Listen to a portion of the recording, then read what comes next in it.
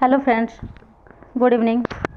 आशा करती हूँ कि आप लोग सब बढ़िया होंगे और क्लास का रिवाइज करते होंगे।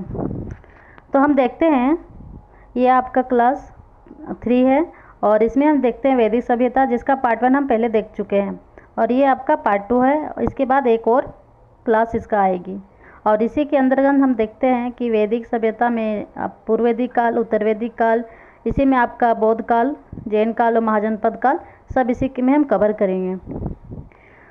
तो आपको आपके अपने चैनल पढ़ाई का पिटारे में स्वागत है। और अगर आप इस चैनल में नए हैं तो आप हमारे चैनल को सब्सक्राइब कर सकते हैं ताकि आपको आगे आने वाले वीडियो के बारे में नोटिफिकेशन मिल सके। तो चलिए हम बिना देरी किए हुए क्लास की ओर बढ़ते हैं। और ये क्लास आपको निःशुल्क है, जिसमें आपका कोई भी शुल्क नहीं लिया जा रहा है।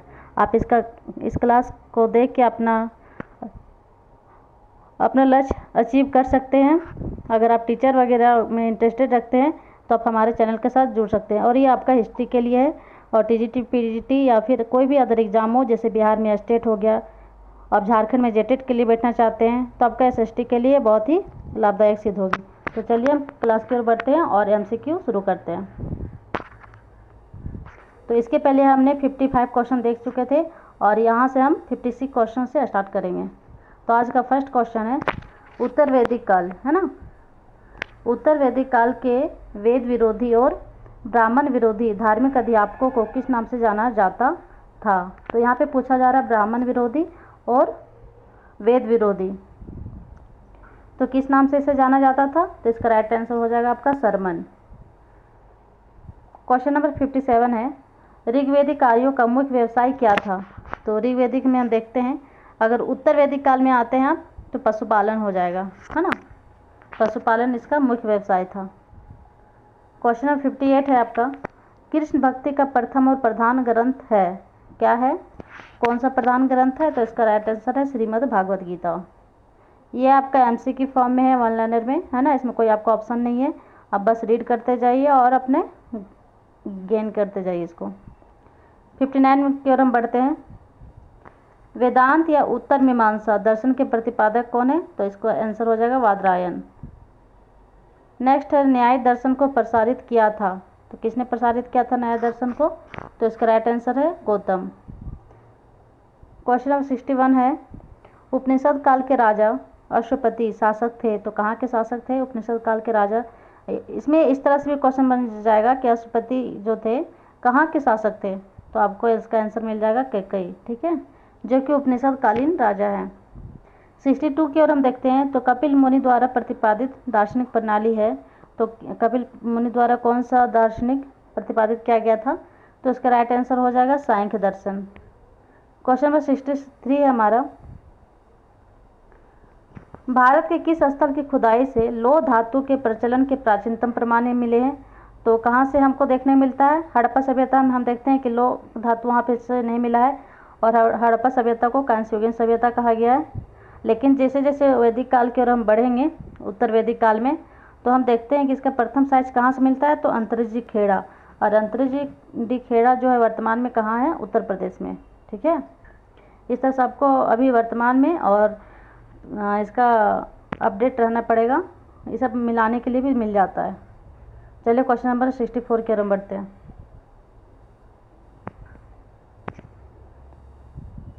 क्वेश्चन नंबर 64 है आपका निम्नलिखित में से किसका संकलन ऋग्वेद पर आधारित है। तो संकलन किसका संकलन ऋग्वेद पर आधारित है। तो इसका राइट आंसर है सामवेद। क्वेश्चन नंबर 65 है कर्म का सिद्धांत संबंधित है किससे। तो राइट आंसर इसका मीमांसा से। नेक्स्ट क्वेश्चन आपका 66 आर्य भारत में संभवतः आए थे। तो आर्य भारत में संभवतः कहाँ से आए थे। तो राइट आंसर इसका हम देखते हैं मध्य एशिया से। ऐसे अगर हम देखें अनेक इतिहासकारों के द्वारा अलग अलग बताया गया है, लेकिन ये मध्य एशिया, ये मतलब इस आंसर को ज़्यादा ही बेहतरीन माना जाता है, इसलिए इसका राइट आंसर मध्य एशिया होगा। क्वेश्चन नंबर 67 है आपका कौन सा वेद अंशतः गद्य रूप में भी रचित है, मतलब कुछ अंश जो है इसका गद्य रूप में है। तो इसका राइट आंसर है आयुर्वेद। क्वेश्चन नंबर 68 है ब्राह्मण ग्रंथों में सर्वाधिक प्राचीन कौन है। तो ब्राह्मण ग्रंथों में सबसे पुराना ग्रंथ देखा जाए तो कौन सा है, शतपथ ब्राह्मण है ना।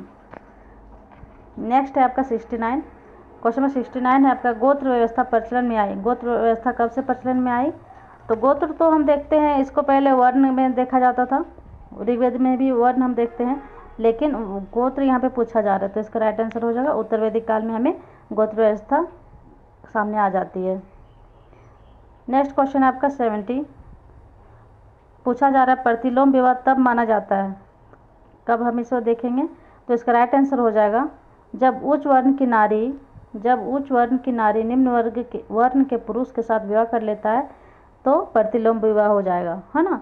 और इससे पहले क्लास में हमने अनुलोम विवाह भी देखा था, और ये सब इस तरह से आप लोग याद करते जाइए, और ये क्वेश्चन आपको बहुत ही असरदार रहेगा एग्ज़ाम वगैरह के लिए, तो इसे आप इग्नोर मत कीजिए, रीड करते जाइए और दिमाग में सेट कर लीजिए अच्छे से। क्वेश्चन नंबर 71 है, वैदिक युग में यव कहा जाता था, किसे कहा जाता था? तो यव हम देखते हैं जौ को कहा जाता है, और चावल को क्या कहा गया? व्रीहि कहा गया, है ना। अब हम क्वेश्चन नंबर 72 की ओर बढ़ेंगे।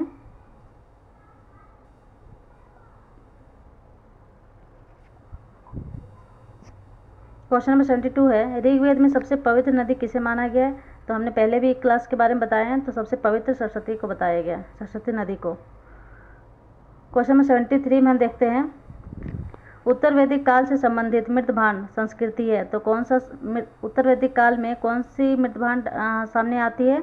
तो PGW, अगर इसका फुल हम देखें तो चित्रित धूसर मृतभांड संस्कृति, है ना, उत्तर वैदिक काल की ये मृतभांड है। क्वेश्चन नंबर 74 है, हरियाणा प्रांत में चित्रित धूसर मृतभांड यानी PGW स्थल किस स्थान पर हाल ही में किए गए उत्खननों से प्रकाश में आया है? तो ये राइट आंसर हो जाएगा भगवानपुर, जो कि अभी हरियाणा प्रांत में है। क्वेश्चन नंबर 75 है, ऋग्वेद में अघन्य यानी वध योग्य नहीं, अघन्य यानी जिसे मारा ना जा सके शब्द का प्रयोग किसके लिए किया गया है? तो हम देखते हैं इसमें गाय को, क्योंकि गाय को वहाँ पे संपत्ति माना गया है, ठीक है। फिर हम देखते हैं क्वेश्चन नंबर 76, तो यहाँ पे है ऋत यानी प्राकृतिक संतुलन स्थापित करने के कारण किस वैदिक देवता को ऋतेशगोप कहा गया है? ऋतेशगोप किसे कहा गया है? तो इसका राइट आंसर है वरुण। क्वेश्चन नंबर 77 के हम देखते हैं, गायत्री मंत्र की रचना किसने की थी? तो ये तो बहुत ही इजी क्वेश्चन है ना, ये सबको याद होना चाहिए, तो इसका राइट आंसर हो जाएगा विश्वामित्र। क्वेश्चन नंबर 78 है आपका, अवेस्ता और ऋग्वेद में समानता है, अवेस्ता किस क्षेत्र से संबंधित है? तो इसका राइट आंसर हो जाएगा ईरान, मतलब हमारा जो ऋग्वेद है वो ईरान के अवेस्ता जो कि वहाँ का एक ग्रंथ है, वो दोनों सिमिलर लगभग है, ठीक है। क्वेश्चन नंबर 79 की ओर हम देखते हैं,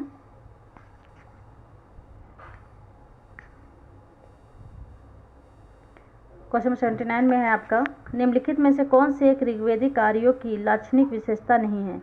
कौन सी एक विशेषता नहीं है? तो आंसर हो जाएगा वे लोहे के उपयोग से परिचित थे। ऋग्वेदिक कार्यों की कौन सी विशेषता नहीं है? यानी यहाँ पे हम देखते हैं कि लोहे के बारे में ये जान चुके थे, परिचित थे, है ना। क्वेश्चन नंबर 80 में हम देखते हैं, किस शासक ने गंगा एवं सोन नदियों के संगम पर पाटलिपुत्र नामक नगर की स्थापना की थी? तो इसका राइट आंसर हो जाएगा उदयन, है ना। उदयन हर्यक वंश के खत्म होने के हर्यक वंश में ही ये आते हैं, अजातशत्रु का बेटा है उदयन। तो पूछा जाएगा कि शासक ने गंगा एवं सोन नदियों के संगम पर पाटलिपुत्र नामक नगर बसाया, नगर की स्थापना की थी उदयन, और यही पाटलिपुत्र बाद में हमारा पटना बना है। क्वेश्चन नंबर 81 की हम बढ़ेंगे। 81 है आपका, शिशुनाग वंश का वह कौन सा शासक था जिसके समय में वैशाली में द्वितीय बौद्ध संगीति का आयोजन किया गया? उसे काकवर्ण के नाम से भी जाना जाता है। देखिए यहाँ पे आप 2-3 क्वेश्चन बना सकते हैं, तो इसका राइट आंसर हो जाएगा कालाशोक। कालाशोक के काल में द्वितीय बौद्ध संगीति हुआ था ना, तो इसका क्या हो जाएगा? शिशुनाग वंश। ये मतलब ये कालाशोक किस वंश है? शिशुनाग वंश, और इसे काकवर्ण के नाम से भी संबोधित किया गया है। क्वेश्चन नंबर 82 की ओर देखिए। 82 है आपका, 323 ईसा पूर्व में सिकंदर महान की मृत्यु हुई थी, तो कहाँ सिकंदर महान की मृत्यु कहाँ हुआ था? तो आंसर है इसका बेबीलोन में। जब ये भारत से जा रहे थे, यानी व्यास नदी को ये पार भी नहीं कर पाए थे, व्यास नदी के बाद हमारा भारत पड़ जाता है, तो इस नदी को इसने पार भी नहीं किया था, और वहीं से वो रिटर्न अपने देश को जा रहे थे, उसी समय इसका मृत्यु बेबीलोन में हो जाती है। तो कब हो जा रही है? 323 ईसा पूर्व में, ठीक है। क्वेश्चन नंबर 83 के हम बढ़ते हैं। 83 है हमारा, सिकंदर महान जिसे अलेक्जेंडर द ग्रेट एवं पोरस या पुरु की सेनाओं ने निम्नलिखित में से किस नदी के आमने सामने वाले तटों पर पड़ाव डाला हुआ था? तो इसका राइट आंसर हो जाएगा झेलम। और झेलम का प्राचीन नाम क्या है? वितस्ता, है ना। और सिकंदर या यूनानियों के द्वारा झेलम नदी को क्या कहा गया था? हाइडेस बीच। ठीक है। क्वेश्चन नंबर हम 84 की ओर हम बढ़ेंगे। पाली ग्रंथों में गांव के मुखिया को क्या कहा गया है? तो पाली ग्रंथों में गांव के मुखिया को क्या कहा गया? भोजक या ग्राम भोजक, जो कि अभी भी हमें आंध्र प्रदेश तरफ देखने को मिलता है, दक्षिण भारत में। फ्रेंड्स, अगर आपको क्लास का स्पीड स्लो लग रहा है तो आप बाद में इसका स्पीड हाई करके स्पीड करके देख सकते हैं। ठीक है, क्योंकि यहाँ पे सिर्फ हमको रन करके नहीं भगाना है, आप लोग को समझाना भी है, ताकि आप लोग को अच्छे से समझ में आ जाए। और अगर आप हमारे साथ थ्योरी क्लास देखना चाहते हैं तो कमेंट में ज़रूर बताइएगा, हम थ्योरी क्लास भी लाने का कोशिश करेंगे। चलिए क्वेश्चन नंबर 85 की ओर हम बढ़ेंगे। 85 में आपका पूछा जा रहा है, प्राचीन भारत में दूसरा विदेशी आक्रमण। इसका नेक्स्ट पेज में देखते हैं।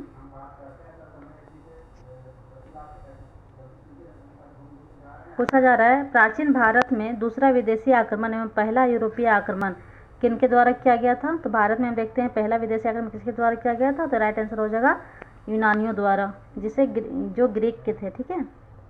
क्वेश्चन नंबर 86 है हमारा, ईरान के हखमनी वंश के किस शासक ने भारतीय भूभाग को जीतने के बाद उसे फारस साम्राज्य का 20वां प्रांत या क्षत्रपी बनाया था? तो इसका राइट आंसर हो जाएगा डेरियस या दराय बाहु प्रथम। ये सबसे फर्स्ट यूनानी थे, यानी ईरानी थे, जो भारत में आए थे। लेकिन भारत उस समय हम देखते हैं कि अफगानिस्तान, पाकिस्तान पूरा सिमिलर एक भूखंड में था, तो हमारे भारत में हम नहीं कह सकते हैं। ठीक है। लेकिन उस टाइम पे उसने यहाँ पे आक्रमण किया था और जीतने के बाद उसे अपना 20वां प्रांत बनाया था, और प्रांत को क्षत्रप भी कहा जाता है। ठीक है। और ईरान के शासक को क्षत्रप कहा जाता है, मतलब यहाँ पे हम लोग राजा बोलते हैं और वो सब ईरानी लोग अपने शासक को क्षत्रप कहा करते थे और प्रांत को क्षत्रपी। ठीक है। तो इसने 20वां प्रांत बनाया था जीतने के बाद, और किसने बनाया था? डेरियस या तो दाराबाहु प्रथम कहा जाता है। क्वेश्चन नंबर 87 के हम देखेंगे। तो 16 महाजनपदों की सूची उपलब्ध है, कहाँ है? तो कहाँ पे इसका देखने को मिलता है? तो अगर हम बौद्ध ग्रंथ देखें तो अंगुत्तर निकाय में, और अगर जैन ग्रंथ में देखें तो भगवती सूत्र में। ठीक है। तो इसका राइट आंसर हो जाएगा अंगुत्तर निकाय में। क्वेश्चन नंबर 88 है आपका, निम्नलिखित में से मगध का कौन सा राजा सिकंदर महान का समकालीन था? तो मगध का कौन सा राजा था जो सिकंदर महान का समकालीन था, यानी सिमिलर था? तो इसका राइट आंसर हो जाएगा घनानंद, और ये नंद वंश का सबसे अंतिम शासक भी रहे हैं। ठीक है। क्वेश्चन नंबर 89 में हम देखते हैं घनानंद के टाइम पे ही हम देखते हैं सिकंदर आए थे। क्वेश्चन नंबर 89 है आपका, प्रथम मगध साम्राज्य का उत्कर्ष किस सदी में हुआ था? तो 6ठी सदी ईसा पूर्व में हम देखते हैं, जिसे द्वितीय नगरीकरण के नाम से भी जाना जाता है। प्रथम नगरीकरण हम हड़प्पा सभ्यता देखते हैं, दूसरी नगरीकरण हम मगध महाजनपद काल को देखते हैं। ठीक है। क्वेश्चन नंबर 90 है आपका, नंद वंश का अंतिम सम्राट घनानंद। अभी हम कुछ देर पहले आपको आंसर दिए हैं। क्वेश्चन नंबर 91 हम देखते हैं, काशी और लिच्छवी का विलय मगध साम्राज्य में किसने किया था? तो काशी और लिच्छवी को मगध में किसने मिलाया था? तो हम देखते हैं इसका राइट आंसर अजातशत्रु। मगध जो है एक शक्तिशाली राज्य हुआ करता था, मतलब प्रांत या राज्य बोल सकते हैं, और ये काशी सब थोड़ा सा इतने डेवलप नहीं थे, लेकिन अजातशत्रु के द्वारा इसे मिला लिया गया था। ठीक है। क्वेश्चन नंबर हम 92 की ओर बढ़ेंगे। क्वेश्चन 92 है आपका, मगध के किस प्रारंभिक शासक ने राजरोहण के लिए अपने पिता की हत्या की एवं इसी कारणवश अपने पुत्र द्वारा मारा गया? तो इसका राइट आंसर हो जाएगा अजातशत्रु। तो इसमें हम देखते हैं कि जैसा आप दूसरों के साथ करोगे वही आपके साथ भी होगा। तो इसीलिए इतिहास क्या है? इतिहास एक ऐसा है कि जो अपने आप को दोहराता है।